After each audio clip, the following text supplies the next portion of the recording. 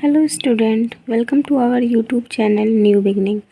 आज के इस वीडियो लेक्चर में हम लोग इलेक्ट्रोस्टैटिक को पढ़ेंगे। इसके बाकी पिछले के लेक्चर में मैंने थर्मोडायनेमिक्स को कवर कर दिया है। उस पे बेस्ड 50-60 ऑब्जेक्टिव क्वेश्चन और पूरी थ्योरी सारे वीडियोस को मैंने बनाया है। डिस्क्रिप्शन बॉक्स में उसके प्लेलिस्ट का आपको लिंक मिल जाएगा, और नहीं तो आप चैनल पे जाके प्लेलिस्ट के सेक्शन में भी जाके देख सकते हैं, और आपको आई बटन पे और एंड स्क्रीन पे भी प्लेलिस्ट का वीडियो यानी लिंक मिल जाएगा।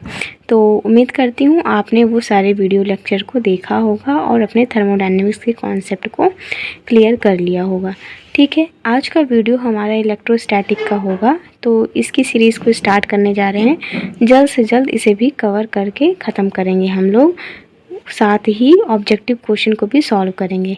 तो हमेशा की तरह सबसे पहले मैं आपको पूरा थ्योरी पोर्शन पढ़ा दूंगी, ताकि न्यूमेरिकल में और ऑब्जेक्टिव में आपको कोई प्रॉब्लम ना हो। थ्योरी पोर्शन पढ़ाने के बाद हम लोग ऑब्जेक्टिव क्वेश्चंस को सॉल्व करेंगे। तो देखिए, इलेक्ट्रोस्टैटिक मतलब होता है रुके होना। तो यहाँ पे हम जितनी भी बातें करेंगे, रुके हुए चार्जेस की बात करेंगे, मूविंग चार्जेस की बात इसमें नहीं की जाएगी। ठीक है, तो इसमें सबसे पहले हम लोग कूलॉम लॉ बोलते हैं, कूलॉम लॉ को पढ़ते हैं। तो कूलॉम लॉ इस्टेब्लिश हुआ था 1785 में। कब हुआ था? 1785 में। तो ये लॉ कब एप्लीकेबल होता है? ये लॉ चार्जेस पे अप्लाई होता है, वो चार्जेस जो कि कम डिस्टेंस पर सेपरेटेड होते हैं। टू स्टैटिक चार्जेस, हाँ, दो रुके हुए चार्जेस, मूविंग चार्जेस पे नहीं लगेगा कूलॉम लॉ, याद रखिएगा। टू स्टैटिक चार्जेस में हमेशा लगता है सेपरेटेड बाय डिस्टेंस आर, जो डिस्टेंस आर पे सेपरेटेड होते हैं। अब चार्जेस के बीच का डिस्टेंस अगर ज़्यादा हो जाएगा तो वहाँ पे कूलॉम्स लॉ आपका अप्लाई नहीं होगा। तो इस लॉ के अकॉर्डिंग क्या होता है, दो चार्जेस के बीच में लगने वाला फोर्स प्रोपोर्शनल होता है उन दोनों चार्जेस के मैग्नीट्यूड के मल्टीप्लिकेशन का और अपॉन रेडियस का स्क्वायर, मतलब उनकी डिस्टेंस, रेडियस नहीं सॉरी, उनके डिस्टेंस के स्क्वायर के बराबर। यानी कि F प्रोपोर्शनल होगा Q1 Q2 upon are square. Q1 Q2 क्या है? वो चार्जेस के मैग्नीट्यूड हैं, और R क्या है? R उन दोनों के बीच का सेपरेशन है। ठीक है, अगर हम कह दें दो चार्जेस हैं, मान लीजिए वो एक 2 कूलॉम का है, 2 माइक्रो कूलॉम का है, एक 3 माइक्रो कूलॉम का है, और दोनों के बीच की दूरी कितनी है? मान लीजिए 2 सेंटीमीटर है। मान लीजिए, अगर हम कह रहे हैं, वैसे सेंटीमीटर में नहीं, ये और भी कम उसमें जाता है, फर्मी लेवल में जाता है। तो दोनों के बीच का सेपरेशन, हम एग्जाम्पल बोल रहे हैं बस, कि दोनों के बीच का सेपरेशन 2 सेंटीमीटर है, तो उनके बीच का फोर्स क्या होगा? तो इसी फॉर्मूले से आपको फोर्स निकालना पड़ेगा।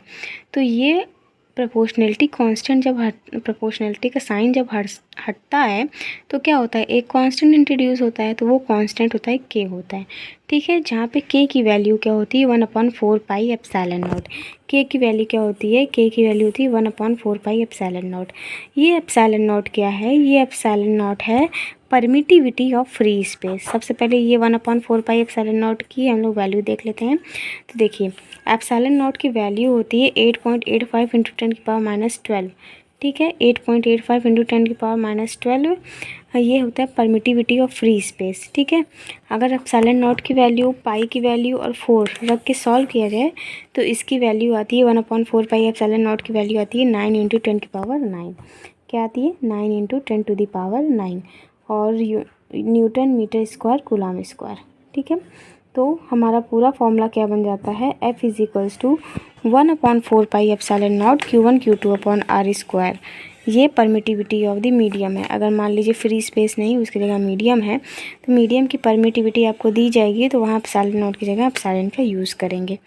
उसके बाद रिलेशन क्या होता है एप्सिलॉन नॉट और एप्सिलॉन में? तो एप्सिलॉन नॉट और एप्सिलॉन में रिलेशन होता है, एप्सिलॉन = होता है एप्सिलॉन नॉट के। ठीक है, अब के = हो जाएगा एप्सिलॉन अपॉन एप्सिलॉन नॉट। तो के क्या है? यहाँ पे इलेक्ट्रिक कांस्टेंट होता है। ठीक है, जहाँ पे के की वैल्यू 1 होती है, 1 होती है किस में? एयर के केस में, एयर और वैक्यूम में, और के की वैल्यू इनफाइनाइट होती है फॉर द कंडक्टर्स। याद रखिएगा, कंडक्टर्स के लिए के की वैल्यू इनफाइनाइट और एयर और वैक्यूम के लिए 1 होती है। उसके बाद क्या है? Vector form. Vector form Coulomb law का क्या है? तो देखिए, 1/4πε0 Q1 Q2 upon are square. ये तो नॉर्मल है। वेक्टर में करने के लिए हम आर कैप से मल्टीप्लाई करेंगे। जब आर कैप से आप मल्टीप्लाई करोगे, जैसे यहाँ पे देखो हम बताते हैं, ये हमारा क्या था, F is equals to 1/4πε0 Q1 Q2 upon are square, ये होता है। ठीक है, अब वेक्टर में करने के लिए आर कैप से मल्टीप्लाई कर देंगे, लेकिन हम लोग जानते हैं R cap is equals to क्या होता है, वेक्टर आर अपॉन आर, ये फॉर्मूला होता है वेक्टर आर अपॉन आर। तो बस कुछ नहीं, आर कैप की जगह आप लोग यहीं रख दीजिए वेक्टर आर अपॉन आर, तो क्या हो जाएगा अपॉन आर, यानी ये आर क्यूब बन जाएगा और वेक्टर आर। तो इसका क्या हो जाएगा formula, vector form 1/4πε0 Q1 Q2 upon r cube into vector r. ये है आपका कूलॉम्स लॉ का वेक्टर फॉर्म। देखिए अब देखते हैं इंटेंसिटी ऑफ इलेक्ट्रिक फील्ड क्या होता है। जो हमारी इलेक्ट्रिक फील्ड होती है उसकी इंटेंसिटी क्या होती है, तो उसकी इंटेंसिटी होती है कि पर यूनिट चार्ज पे जितना फोर्स अप्लाइड होता है वो हमारी इंटेंसिटी होती है। पर यूनिट चार्ज पे जितना फोर्स लगता है वही इंटेंसिटी होती है। तो फॉर्मूला क्या बन जाएगा, E is equals to vector F upon Q nought. Q nought यहाँ क्या है, टेस्ट चार्ज है। ठीक है, टेस्ट चार्ज, ये चार्ज को जो है टेस्ट चार्ज कहा जाता है। तो याद रखिएगा क्यू नॉट का सिंबल यानी कि टेस्ट चार्ज है। तो इंटेंसिटी का फॉर्मूला बहुत सारा होता है। अगर आपको फोर्स दिया गया, चार्ज दिया गया, तो आप इंटेंसिटी निकाल सकते हो। और अगर आपको ये v दिया है, x दिया है, तो भी आप निकाल सकते हैं। तो ये दोनों फॉर्मूला याद रखिएगा। E is equals to F upon Q naught भी होता है और E is equals to minus का delta v upon delta x भी होता है। और E आपकी क्या है, एक वेक्टर क्वांटिटी है। क्यों, क्योंकि F आपकी एक वेक्टर क्वांटिटी यानी फोर्स आपका वेक्टर क्वांटिटी है। अब इंटेंसिटी ऑफ इलेक्ट्रिक फील्ड की यूनिट होती है न्यूटन अपॉन कूलाम। न्यूटन और कूलाम, जिसे हम लोग न्यूटन कूलाम कैसे होती है, फोर्स की यूनिट न्यूटन होती है और चार्ज की कूलाम होती है, इसलिए न्यूटन अपॉन कूलाम। यहाँ से देखें इस फॉर्मूले से तो होती है volt upon metre. Volt upon metre, potential है, ऊपर पोटेंशियल की यूनिट वोल्ट होगी और नीचे मीटर, तो वोल्ट अपॉन मीटर। दोनों ही चार्जेस की इसकी दो यूनिट आती है, मतलब दोनों ही फॉर्मूले से इसकी दो यूनिट आती है। और अगर डायमेंशनल फॉर्मूला लिखना चाहें तो इसका आता है mLt की पावर -3 a की पावर -1। याद रखिएगा mLt की पावर -3 a की पावर -1। उसके पास क्या है, the direction of the force acting और the charge is direction of the electric force. जो direction of the force acting और द पॉजिटिव चार्ज की तरफ जो आपका फोर्स का डायरेक्शन होगा वही आपकी इलेक्ट्रिक फील्ड का डायरेक्शन होगा। अब कॉन्टिन्यूअस डिस्ट्रीब्यूशन ऑफ चार्जेस क्या होता है, देखिए चार्जेस का डिस्ट्रीब्यूशन 3 तरीके से होता है, या तो 1 डायमेंशनल होगा, या तो 2 डायमेंशनल होगा, या तो 3 डायमेंशनल होगा।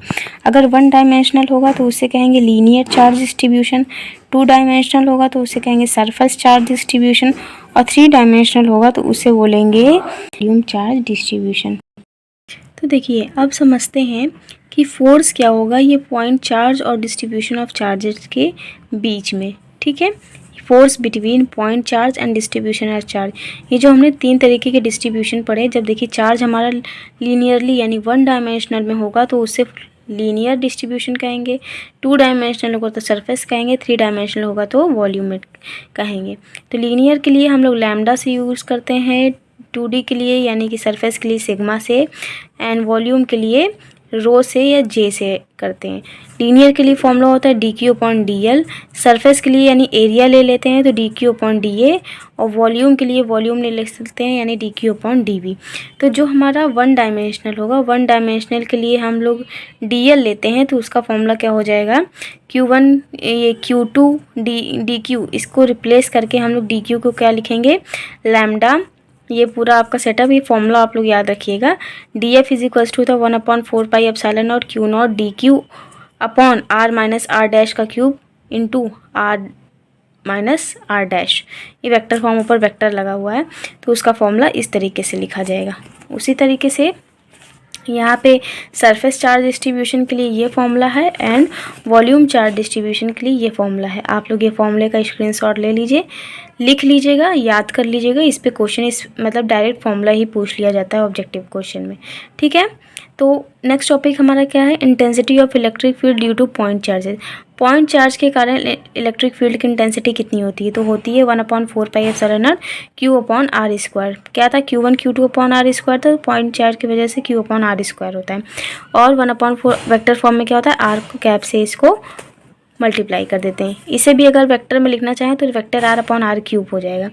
अब इलेक्ट्रिक डाइपोल क्या होता है, देखिए ये हमारा दो चार्जेस है, plus and minus. Plus minus इन दोनों के बीच में एक पोल बनता है, डाइपोल बनता है। दोनों के बीच का सेपरेशन कितना होता है, 2l होता है।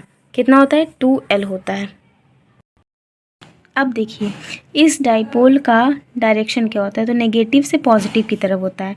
इस डाइपोल का डायरेक्शन होता है नेगेटिव टू पॉजिटिव, और ये कैसी क्वांटिटी होती है, वेक्टर क्वांटिटी होती है। और इसकी यूनिट क्या होती है, कूलाम मीटर, क्योंकि Q की यूनिट होती है कूलाम और L की यूनिट होती है मीटर, इसलिए इसकी यूनिट होती है कूलाम मीटर। और डायमेंशन क्या होता है, डायमेंशन उसका होता है ALT। क्या होता है, ALT। तो आज की वीडियो में बस इतना ही, डाइपोल तक। नेक्स्ट वीडियो में हम लोग इलेक्ट्रिक फील्ड इलेक्ट्रिक डाइपोल पढ़ेंगे, एक्सियल पे, इक्वेटोरियल पोजीशन पे क्या होती है। तो वीडियो अच्छी लगी हो तो वीडियो को लाइक कर दीजिएगा, चैनल को सब्सक्राइब कर दीजिएगा। Thanks for watching, bye bye.